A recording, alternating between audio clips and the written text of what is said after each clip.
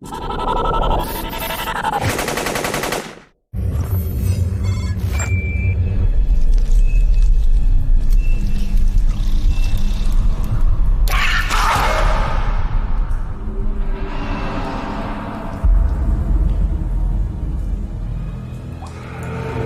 19 février prochain, Sega et Rebellion sortiront Aliens vs Predator sur PS3, Xbox 360 et PC.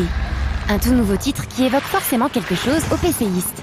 Si la licence avait déjà été exploitée au début des années 90 sur Super Nintendo par exemple, c'est à l'orée du 21e siècle qu'elle a acquis sa renommée. Et ce, grâce à 2 FPS. Le premier signé Rebellion est sorti en 1999, puis le second datant de 2001, développé par Nolife Reportages, qui a particulièrement marqué les joueurs par son ambiance extrêmement flippante. Deux jeux qui proposaient un gameplay multiple fonction de la race que l'on incarnait, les Marines, les Predators ou les Aliens. 3 races d'aspects différents, 3 manières de se battre, 3 systèmes de jeu. 9 ans plus tard, c'est donc à nouveau Rebellion qui s'est mis au travail pour sortir une version HD complètement remodelée de son FPS phare. Évidemment, lorsque nous avons rencontré Darius Sadegian, producteur chez Rebellion, nous nous sommes empressés de lui demander quels éléments de leur premier jeu avaient été conservés.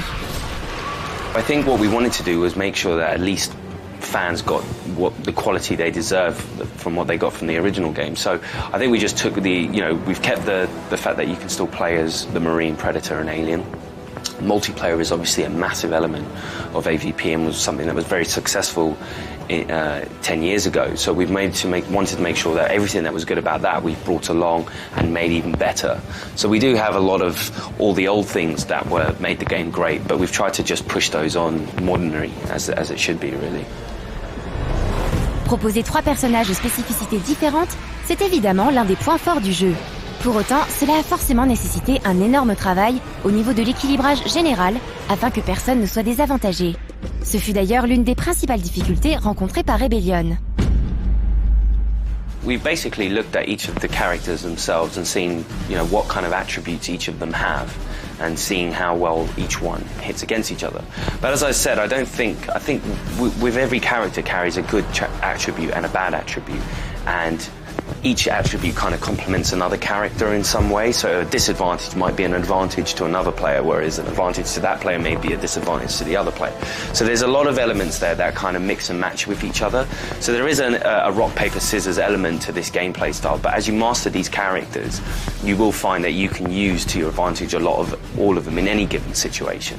So that's kind of how we've addressed our balancing. We've only addressed it where we felt that it was being bad. But more or less, we kind of wanted an element of unbalancing because we want people to play certain characters and get used to certain characters. I think it's just delivering a high-quality game. We're forever being introduced to newer games that push boundaries, and we've got essentially 3 games in this game. We haven't got the luxury of just tackling one character. We have 3 characters. And everybody we introduce wants to play as an alien first and wants to play as a marine, so we have to cater for all of that. So I think it's just making sure that every character, every set piece, every moment of the game is getting the right care and attention you should expect. So we found that not very difficult, but just very challenging to make sure that we're putting as much effort as we can into everything. Aliens vs Predator, ce n'est évidemment pas qu'une série de jeux vidéo. Des films, mais surtout des comics ont été réalisés autour de cet univers singulier. Autant d'éléments qui ont servi lors de la conception du jeu. No, the movies have been an absolute inspiration to the whole of this thing. When we looked at the movies and the research that we did, we felt that we wanted to make sure everything that made them very, very good was in our game, like the set pieces, the kind of story, the narrative, characters, iconic, making sure that the Predator sounds and visions and all these kind of things made sense. Even the comics were inspiration to all of this. There's quite a vast amount of comics that you'd be surprised in the Alien universe. Some of them very, very good, some of them pretty bad, but we made sure to look at what areas we felt we could take from it narratively and, visually as well. Aliens vs Predator est donc, on l'aura compris, un jeu aux multiples facettes. Un contenu dense qui est incontestablement la principale force du jeu, comme même à nous le rappeler Rebellion. Well, it speaks for itself. The content that we're offering is quite a large amount for a game of this caliber. First of all, you get to play as a Predator, which is cool. You get to play as an alien.